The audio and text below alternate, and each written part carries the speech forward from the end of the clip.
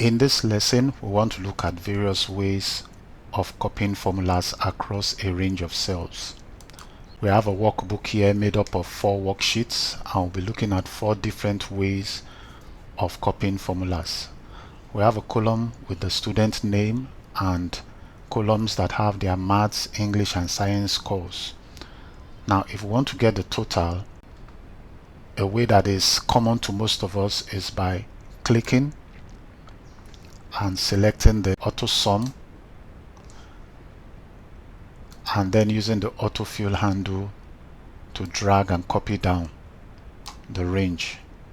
And there is a variation to that, which is going through the same process, clicking the auto sum, but instead of dragging the autofill handle, just double click on it and it copies down that entire range. The third option is similar to using the control enter to copy across a range of cells. In this case, you select the range before applying the auto sum and automatically it copies down the formulas for each particular row.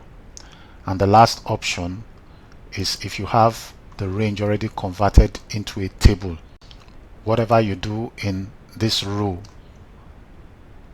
will also be copied down across all the rows of that particular range. So any one of these options can be used: the autofill, the double clicking on the autofill handle, the selecting of the range of cells similar to the control enter, and converting the range to a table